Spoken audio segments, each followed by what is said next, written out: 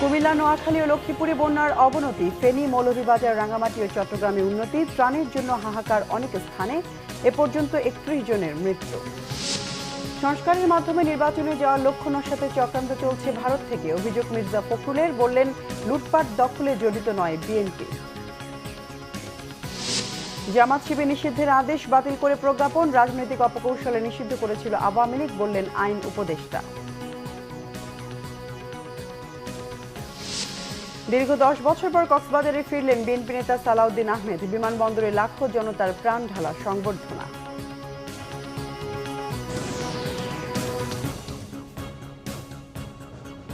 দেখছিলেন crown cement সংবাদ শিরোনাম, এবার বিস্তারিত সংবাদ।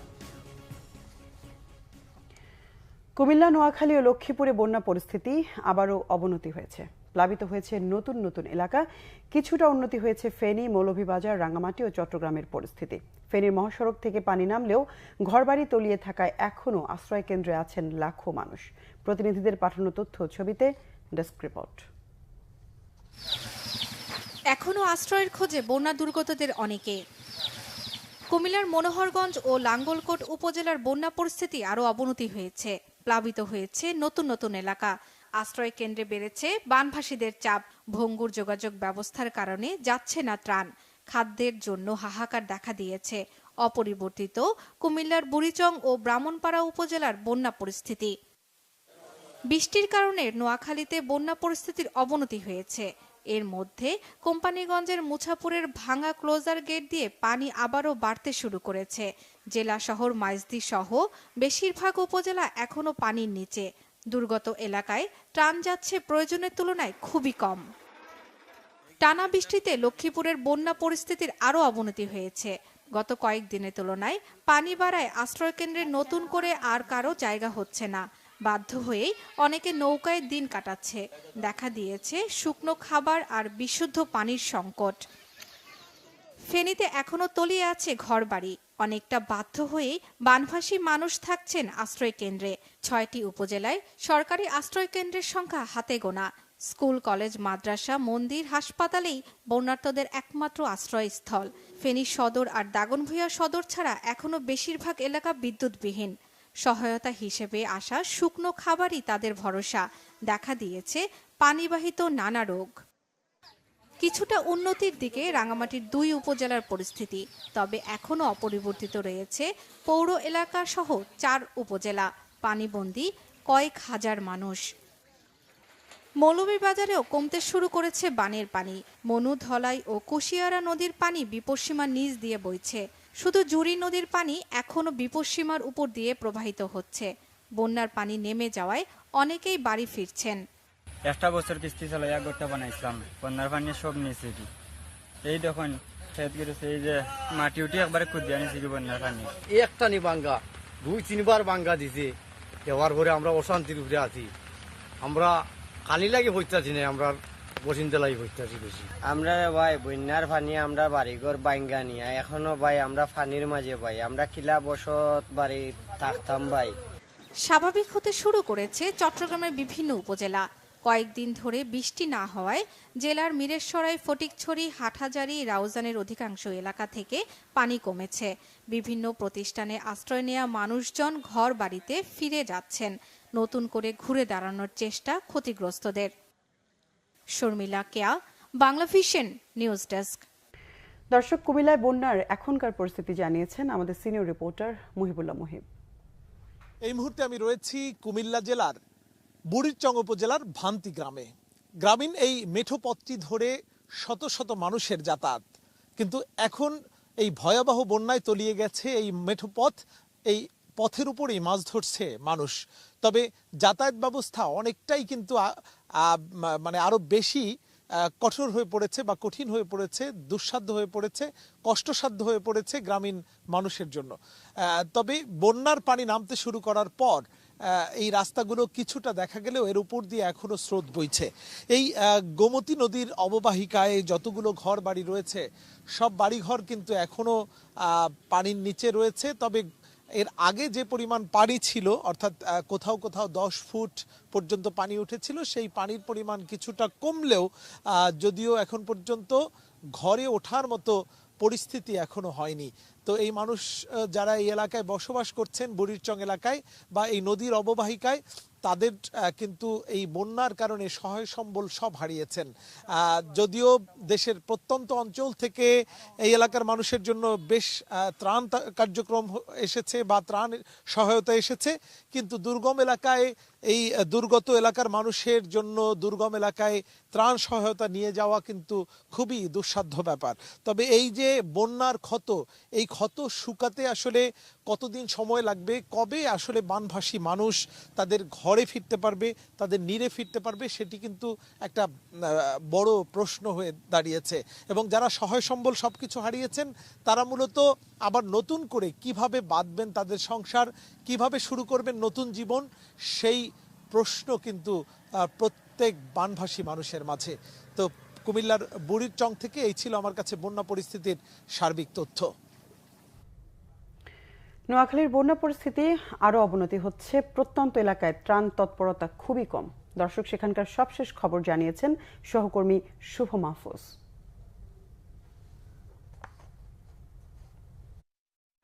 আমি এই মুহূর্তে আছি নোয়াখালী সদর উপজেলার আরেকটি বাড়িতে। এই বাড়িতে বন্যার পানিতে তলিয়ে গেছে অনেকগুলো ঘর, এই বাড়িতে পানি উঠে গেছে। এর ফলে এখানকার মানুষও বেশ ভোগান্তিতে রয়েছে। এখানে একটি ঘর রয়েছে, যেই ঘরে এখন পর্যন্ত মানুষজন আছে। ভিটে মাটিতে পানি উঠে গেছে, সেই ভিটে মাটিতে পানি উঠলেও এখানে অবস্থান করছে কিছু মানুষ।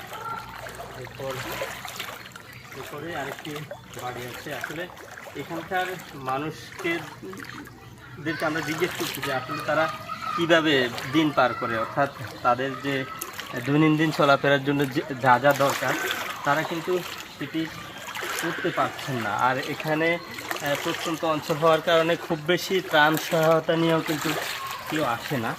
বেশ খারাপ অবস্থার মধ্যে রয়েছে। আমরা দেখতে পাচ্ছি এখানে একটি ঘর রয়েছে, যে ঘরটি ডুবে আছে। মোটামুটি কিছু ত্রাণ সামগ্রী আসে, কিন্তু সেটি হচ্ছে তুলনামূলক বেশি না। যেগুলো আসে সেগুলো চাহিদা অনুযায়ী খুবই নগণ্য। এই আমরা এখন যে বাড়িতে অবস্থান করছি, এই বাড়িতে এখন পর্যন্ত কেউ কোনো ধরনের ত্রাণ সহায়তা নিয়ে আসেনি। এবং এখানে যারা পানিবন্দী তারা খুব কষ্টে কোমর পানি বা হাঁটু পানি এই মানিয়ে কিন্তু তাদেরকে প্রয়োজনীয় কেনাকাটা সারতে হচ্ছে বা খুবই মানবতার জীবনযাপন করতেছে। তো এ হলো নোয়াখালীর এখন পর্যন্ত বন্যার সর্বশেষ পরিস্থিতি। বিএনপি মহাসচিব মির্জা ফখরুল ইসলাম আলমগীরের অভিযোগ, সংস্কারের মাধ্যমে নির্বাচনের দিকে যাওয়ার লক্ষ্য নস্যাৎ করার চক্রান্ত চলছে। পার্শ্ববর্তী দেশ ভারত থেকে চক্রান্ত চলছে বিপ্লবকে ভণ্ডুল করার। বিএনপির স্থায়ী কমিটির বৈঠকের সিদ্ধান্ত জানাতে চেয়ারপারসনের গুলশান কার্যালয়ে সংবাদ সম্মেলন করা হয়। মির্জা ফখরুল ইসলাম আলমগীর বলেন, কিছু কিছু জায়গায় দুর্বৃত্তরা অপকর্ম করে বিএনপির উপর দায় চাপানোর চেষ্টা করছে। ঢালাও মামলা একেবারে বন্ধের দাবি জানান তিনি। বিএনপির মহাসচিব বলেন, ভারত বাঁধ খুলে দেওয়ার আগে সতর্ক করেনি, যার কারণে বন্যা পরিস্থিতি ভয়াবহ আকার ধারণ করেছে। বন্যার কারণে 1 সেপ্টেম্বর বিএনপির প্রতিষ্ঠাবার্ষিকী 6 দিনের ঘোষিত কর্মসূচি বাতিল করে সব টাকা বন্যার্তদের ত্রাণ সহায়তা দেওয়ার সিদ্ধান্ত হয়েছে।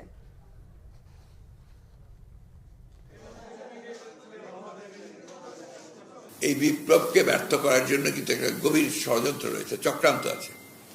আপনারা লক্ষ্য করে দেখবেন যে বিদেশ থেকে, বিশেষ করে পার্শ্ববর্তী দেশ ভারত থেকে এমন কতগুলো প্রচারণা চালানো হচ্ছে, যে প্রচারণাগুলোর দিকে যেন বাংলাদেশের যে বিপ্লব সেটাকে তারা নস্যাৎ করতে চায়। কতগুলো পলিটিক্যাল ইস্যুকে তারা কমিউনাল ইস্যু বানাতে চায়, যেটা একেবারেই গ্রহণযোগ্য না। আপনার প্রথম দিকে যে ক্যাম্পেইন চালানো হয়েছে, যেখানে মাইনরিটিদের উপর অত্যাচার নির্যাতন চলছে, এর বোধহয় 1-2% সঠিক না। জামাত শিবির নিষিদ্ধের প্রজ্ঞাপন বাতিল করেছে স্বরাষ্ট্র মন্ত্রণালয়। আজই এ বিষয় নিয়ে গেজেট প্রকাশ হবে জানিয়েছেন দলটির নিযুক্ত আইনজীবী শিশির মনির। ছাত্র জনতার আন্দোলন যখন তুঙ্গে, পতনের দ্বারপ্রান্তে যখন শেখ হাসিনা সরকার, ঠিক সেই সময় 1 আগস্ট জামাত শিবির নিষিদ্ধ করে প্রজ্ঞাপন জারি করে আওয়ামী লীগ সরকার। জামাত ইসলামের আইনজীবী শিশির মনির জানান, প্রতিষ্ঠার পর থেকে জামাত অন্যান্য রাজনৈতিক দলের মতো নিয়মতান্ত্রিক রাজনীতি করে আসছে। শুধু ছাত্র জনতার গণ অভ্যুত্থান ঠেকাতে ষড়যন্ত্রমূলকভাবে ফ্যাসিস্ট আওয়ামী লীগ দলটিকে নিষিদ্ধ করেছিল। নিষেধাজ্ঞা প্রত্যাহার হওয়ায় এখন দল হিসেবে জামাতের নিবন্ধন ফিরে পেতে আইনি লড়াইয়ে নামার কথাও জানান তিনি।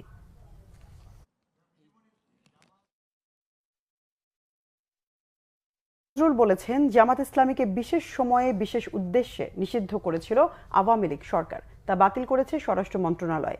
তাদের আবেদনের প্রেক্ষিতে সরকার বিবেচনা করেছে এবং যে অভিযোগ ছিল তার প্রমাণ মেলেনি। ছাত্র জনতার আন্দোলনকে সন্ত্রাস ও জঙ্গিবাদী আখ্যা দিতে এবং বিএনপি জামাতকে দমন করতে আওয়ামী লীগ তাদেরকে সন্ত্রাসী আখ্যা দিয়েছিল। সচিবালয়ে সাংবাদিকদের তিনি এসব কথা বলেন। আওয়ামী লীগ কোনো নীতিগত অবস্থান থেকে জামাতকে নিষিদ্ধ করে নাই। আওয়ামী লীগ রাজনৈতিক অপকৌশলের জন্য ছাত্র জনতার বিপ্লবকে নির্মমভাবে দমন করার জন্য এই ইস্যুটাকে এইভাবে ব্যবহার করেছিল। তা আমরা ছাত্র জনতার গণ অভ্যুত্থানে পরাজিত এবং প্রত্যাখ্যাত একটি দলের অন্যায় ন্যারেটিভের পার্ট হতে পারি না। এটাই হচ্ছে আমাদের বক্তব্য এবং আমাদের স্বরাষ্ট্র মন্ত্রণালয় থেকে তারা পরীক্ষা নিরীক্ষা করে দেখেছে আওয়ামী লীগের পক্ষ থেকে ছাত্র জনতার গণবিপ্লবকে যেভাবে সন্ত্রাসী কর্মকাণ্ড আখ্যায়িত করা হয়েছিল, জঙ্গি কর্মকাণ্ড আখ্যায়িত করেছিল, এটার পার্ট হিসাবে জামাতকে নিষিদ্ধ করা হয়েছিল। এই ন্যারেটিভটা সত্যি না, সেটা ছাত্র জনতার বিপ্লব ছিল। ছাত্র জনতার বিপ্লবকে সন্ত্রাসী হিসেবে আখ্যায়িত করা, কর্মকাণ্ড হিসেবে আখ্যায়িত করা এবং সেটা একদম দলের উপর চাপিয়ে দেওয়া, তাকে নিষিদ্ধ করা, আমরা এই মিথ্যা ন্যারেটিভের পার্ট হতে পারি না। দীর্ঘ 10 বছর 2 মাস 14 দিন পর নিজ জন্মস্থান কক্সবাজারে ফিরেছেন বিএনপির স্থায়ী কমিটির সদস্য সাবেক যোগাযোগ প্রতিমন্ত্রী সালাউদ্দিন আহমেদ। বিমানবন্দরে লাখো জনতার ভালোবাসায় সিক্ত হলেন তিনি। বেসরকারি একটি ফ্লাইটে সালাউদ্দিন আহমেদ বেলা 11:30টার দিকে কক্সবাজার বিমানবন্দরে অবতরণ করেন। সাথে ছিলেন সহধর্মিণী সাবেক সংসদ সদস্য অ্যাডভোকেট হাসিনা আহমেদ। সালাউদ্দিন আহমেদকে বরণ করতে শত শত মোটরসাইকেল আর হাজারো গাড়ির বহর যায় কক্সবাজার বিমানবন্দরে। প্রত্যন্ত এলাকা থেকে ছুটে যায় হাজারো নেতাকর্মী আর সাধারণ মানুষ। কক্সবাজার শহর থেকে শুরু করে চকরিয়া ও পেকুয়া উপজেলার সড়ক মহাসড়কে নির্মাণ করা হয় প্রায় 1000 তরুণ। সালাউদ্দিন আহমেদকে চকরিয়া বাস টার্মিনালে ও পেকুয়া আউটার স্টেডিয়ামে উপজেলা বিএনপি গণসংবর্ধনা দেয়। 2014 সালের 14 জুন তিনি সর্বশেষ কক্সবাজারে রাজনৈতিক সমাবেশ করেন। 2015 সালের 10 মার্চ রাজধানীর উত্তরা থেকে সালাউদ্দিন নিখোঁজ হন। 62 দিন পর একই বছরের 11 মে ভারতের মেঘালয়ের শিলংয়ে স্থানীয় পুলিশ তাকে উদ্ধার করে। সাবেক স্বরাষ্ট্রমন্ত্রী আসাদুজ্জামান খানের সাথে তৎকালীন প্রধানমন্ত্রীর ব্যক্তিগত সহকারীর ফোন আলাপের পর আবারও দেশজুড়ে আলোচনায় সালথার তাণ্ডব। 2021 সালের 5 এপ্রিল করোনার লকডাউনে চা দোকানে বসে থাকা কয়েকজন গ্রামবাসীকে লাঠিপেটা করার জেরে বিক্ষুব্ধ গ্রামবাসী এক পর্যায়ে নজিরবিহীন তাণ্ডব চালায় সালথা উপজেলা কমপ্লেক্সে। এ ঘটনায় পুলিশের গুলিতে 2 যুবক নিহত হয়। সম্প্রতি শেখ হাসিনার পতনের পরে ফাঁস হয়েছে তার ব্যক্তিগত সহকারীর সাথে তৎকালীন স্বরাষ্ট্রমন্ত্রীর ফোন আলাপ। এতে সালথার বিএনপি জামাত নেতাদের ব্যাপক ধরপাকড় ও হামলার ব্যাপারে তৎকালীন প্রধানমন্ত্রীর নির্দেশ জানিয়ে দেয়া হয় স্বরাষ্ট্রমন্ত্রীকে। এ ঘটনায় মোট 5টি মামলায় 261 জনের নাম উল্লেখ সহ অজ্ঞাতনামা আরও 3 থেকে 4000 জনকে আসামি করা হয়। পরবর্তীতে এই ঘটনায় বিএনপি জামাতের পরিবর্তে আওয়ামী লীগের স্থানীয় নেতা কর্মীদের নাম জড়িয়ে যায়। প্রায় 5 শতাধিক আসামিকে গ্রেফতার করা হয়, যাদের বেশিরভাগই ছিল আওয়ামী লীগের নেতাকর্মী। গোয়েন্দা পুলিশের হেফাজতে থাকাকালে আবুল হোসেন মোল্লা নামে এক আসামির মৃত্যু হয়। বেশি মুনাফার লোভ দেখিয়ে গ্রামবাসীর কাছ থেকে প্রায় 40 কোটি টাকা নিয়ে গা ঢাকা দিয়েছে প্রতারক বাদল সরকার ও তার স্ত্রী অরিন রহমান। দুপুরে নরসিংদীর মনোহরদী উপজেলার এক দুয়ারিয়া ইউনিয়নের চঙ্গভান্ডা গ্রামে এই সংবাদ সম্মেলনে ভুক্তভোগীরা এই অভিযোগ করেন। অভিযুক্ত বাদল সরকার উপজেলা চঙ্গভান্ডা গ্রামের হেকিম সরকারের ছেলে। সংবাদ সম্মেলনে ভুক্তভোগীদের পক্ষে লিখিত বক্তব্য পাঠ করেন আফসার উদ্দিন। লিখিত বক্তব্যে তিনি বলেন, চঙ্গভান্ডা গ্রামের বাদল সরকার ও তার স্ত্রী অরিন রহমান বেশি মুনাফার লোভ দেখিয়ে চিনি ও সয়াবিন তেল ব্যবসার নামে চঙ্গভান্ডা গ্রাম সহ আশপাশের এলাকার 3 শতাধিক মানুষের কাছ থেকে প্রায় 40 কোটি টাকা হাতিয়ে নেয়। কিন্তু কয়েক মাস পেরিয়ে গেলেও লাভ তো দূরের কথা, মূল টাকা ফেরত চাইতে গেলে তাদেরকে মামলার হুমকি ও ভয়ভীতি দেখাতো। টাকা ফেরত চাইলে ভুক্তভোগী আফসার উদ্দিনকে মামলা দিয়ে পুলিশে দেয়। আফসার উদ্দিনকে জেলে দেওয়ায় তার স্ত্রী টাকা ও স্বামীর শোকে আত্মহত্যা করেন। অরিন রহমান মুনমুন চিনি ও সয়াবিন তেলের ব্যবসার মুনাফার লভ্যাংশ দেখিয়ে চঙ্গভাঙ্গা এলাকার ও আশেপাশের মানুষের কাছ থেকে 35 থেকে 40 কোটি টাকা নিয়ে স্বৈরাচারী সরকার আওয়ামী লীগ সরকারের পতনের সাথে সাথে তিনি আমাদের সকলকে না জানিয়ে আত্মগোপনে চলে যায়। রাষ্ট্রপ্রধানের কাছে এবং সকল প্রশাসনের কাছে আকুল আবেদন, আমাদের দাবি একটাই, আমাদের টাকা আমরা ফেরত চাই। দেশের বিভিন্ন জায়গার আরো কিছু খবর নিয়ে এখন একটি ডেস্ক রিপোর্ট। বেগম খালেদা জিয়ার রোগ মুক্তি, বন্যা, ছাত্র আন্দোলনে নিহতদের আত্মার মাগফিরাত কামনায় ময়মনসিংহের শানকিপাড়া জামতলায় দোয়া মাহফিল করেছে বিএনপি। এদিকে বন্যার্তদের জন্য পথে পথে গান গেয়ে অর্থ সংগ্রহ করেছেন জেলার সাংস্কৃতিক কর্মীরা। সাভারে ছাত্র আন্দোলনের শহীদদের পরিবারের সাথে সাক্ষাৎ করে সমবেদনা জানিয়েছেন সাবেক সংসদ সদস্য ডাক্তার দেওয়ান মোহাম্মদ সালাউদ্দিন। এ সময় উপস্থিত ছিলেন দলের বিভিন্ন অঙ্গ সংগঠনের নেতারা। পর্যটন শিল্পের সাথে সম্পৃক্ত ক্ষতিগ্রস্ত ব্যক্তিদের মাঝে মানবিক সহায়তা দিয়েছে বান্দরবান সেনা রিজিয়ন। এতে উপস্থিত ছিলেন বান্দরবান সেনা জোনের zone commander colonel ASM Mahmudul Hasan. পার্বত্য মন্ত্রণালয়ের উপদেষ্টা সুপ্রদীপ চাকমার বক্তব্যের প্রতিবাদে শিক্ষার্থীরা পৌরসভার সামনে থেকে বিক্ষোভ মিছিল ও সমাবেশ করেছে খাগড়াছড়িতে। এছাড়া হযরত মুহাম্মদ সাল্লাল্লাহু আলাইহি ওয়াসাল্লামকে নিয়ে কটূক্তিকারীর শাস্তির দাবিতে বিক্ষোভ করেছে তৌহিদি ছাত্র জনতা। শহরের জলবদ্ধতা নিরসনে প্রভাবশালীদের দখল মুক্ত করে ভরাট খাল খনন শুরু করেছে ঝালকাঠি পৌরসভা। সকালে পৌরসভার 7টি খাল খনন কাজের উদ্বোধন করেন জেলা প্রশাসক ফারাগুল নিজুম। অবৈধভাবে পাথর নিলাম প্রক্রিয়া বাতিল ও কোয়ারি উন্মুক্ত করে লাখ লাখ শ্রমিকের কর্মসংস্থানের সুযোগ সৃষ্টি করতে মানববন্ধন হয়েছে সিলেটের লোবাছড়ায়। Bangla Vision news desk. সংবাদ শেষ করব ক্রাউন সিমেন্ট শিরোনামগুলো আরেকবার জানিয়ে।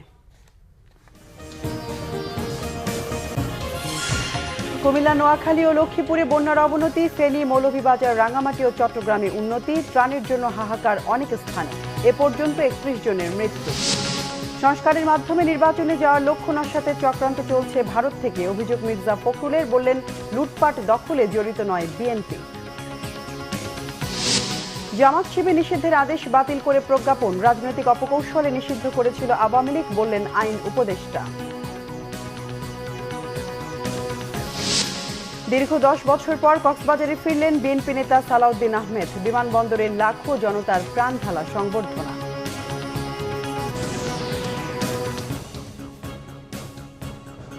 দর্শক, ছিল এখনকার মতো, পরের সংবাদ সন্ধ্যা 7:30টায় দেখার আমন্ত্রণ রইল। এছাড়া বাংলা ভিশন সংবাদ ও সংবাদ সংশ্লিষ্ট অনুষ্ঠান দেখতে ভিজিট করুন www.bvnews24.com ও facebook.com/banglavishnnews এবং সাবস্ক্রাইব করুন youtube.com/banglavishnnews। এতক্ষণ সঙ্গে থাকার ধন্যবাদ সবাই।